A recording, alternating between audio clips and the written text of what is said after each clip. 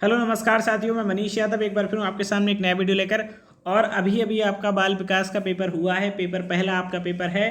और ये पेपर आप लोगों का कैसा हुआ है नीचे कमेंट बॉक्स में ज़रूर बताएं। फटाफट से जो 15 आपके एमसीक्यूज़ हैं उनके आंसर लेके हम आए हैं।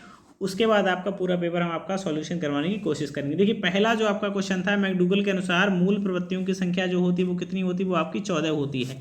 प्रीवियस ईयर का पूछा हुआ क्वेश्चन है, बहुत ही सरल प्रश्न है। बुद्धिखंड के द्विखंड सिद्धांत अंग है। इसका राइट आंसर क्या हो जाएगा? ये हो जाएगा आपका विशिष्ट बुद्धि। क्या हो जाएगा? विशिष्ट बुद्धि।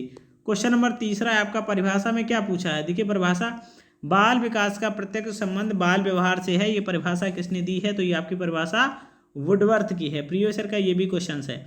इसके बाद है भारत में प्रथम मनोविज्ञानशाला, तो ये कहाँ है? ये कोलकाता विश्वविद्यालय में। तो इसका सही जवाब हो जाएगा आपका पश्चिम बंगाल, क्योंकि कोलकाता कहाँ है? पश्चिम बंगाल।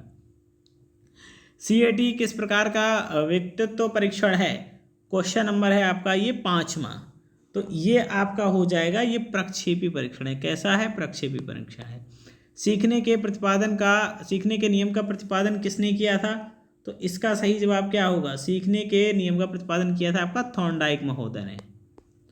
इसके बाद अगला देखे हैं 7वां, क्रिया प्रसूत अधिगम सिद्धांत का प्रयोग किस पर किया गया था? तो क्रिया प्रसूत अधिगम का उपयोग किया गया था ये आपका कुत्ते पर। समांतर मार्ग के प्रतीक की अगर बात करें तो ये आपका ऑप्शन ए सही हो जाएगा। ये समांतर मार्ग का प्रतीक है। फिर है अपना क्या है, 130 IQ वाला, तो ये भी आपका किस में चला जाएगा? प्रतिभाशाली बालक में, है ना। 110 होता तो आपका सामान्य बालक रहता। क्वेश्चन नंबर 10, डीवी के अनुसार तर्क का सोपान क्या है? क्वेश्चन नंबर 10, तो ये होते हैं आपके 3। क्वेश्चन नंबर 11, समान को ही जन्म देता है, ये नियम किसका है? ये होता है समानता का नियम। बिल्कुल नाम से ही अपना स्पष्ट हो रहा था। इसके बाद देखो 12 नंबर, 12 में पूछा है प्रबलन सिद्धांत, तो ये किसने दिया था? ये आपका दिया था स्किनर ने। क्वेश्चन नंबर 13 है अधिगम स्थानांतरण के सिद्धांत क्या हैं? तो ये हो जाएगा आपका उपरोक्त सभी इनमें से ऑल ऑफ दीज। 15 है स्मृति का अंग नहीं है। बहुत सिंपल था। स्मृति का अंग क्या नहीं है? सीखना भी हो जाएगा और चिंतन। इसमें आप जरा देखना, स्मृति का अंग धारण करना संभवता नहीं होगा। इसका आंसर आप लोगों ने क्या लगाया जरा बताइएगा ज़रूर, है ना। 15 का देखो जरा, 15 का किसी एक ही तत्व पर ध्यान लगाने क्रिया को इसको क्या कहते हैं? इसको कहते हैं ध्यान लगाना। तो 15 का हो जाएगा बी। इसके बाद के आपके जो क्वेश्चंस थे वो देख लो जरा।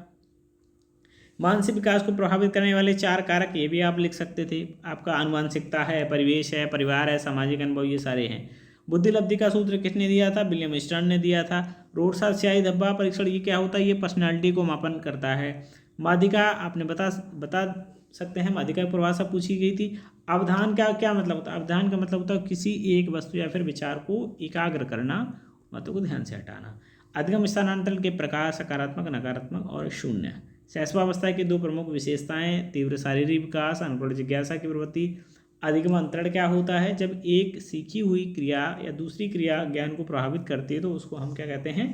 उसको अधिगम अंतरण कहते हैं। सीएटी निर्माण किसने कराया? बेलक और बेलक ने किया था, है ना। कल्पना के प्रकारों का उल्लेख, सक्रिय, निष्क्रिय, सृजनात्मक कल्पना। रुचि का शैक्षिक महत्व क्या है? बिल्कुल सिंपल सा था। मात्रा का सिद्धांत किसने दिया? थॉर्नडाइक ने दिया था। प्रासंगिक अंतर्भूत परीक्षण निर्माता कौन है? मॉर्गन एंड मरे। समायोजन क्या होता है? बिल्कुल अच्छा सा पेपर था। अगर आप लोगों ने पढ़ा होगा, पुराने वर्षों के पेपर को हल किया होगा, मैंने आपसे पुनः कहा है, आपके पुराने वर्षों में जितने पेपर हैं आप उन पेपरों को अगर हल करके जाएंगे तो 60 से 70% चीज़ें आपको वहीं से देखने को मिल जाएंगी। ये देखिए,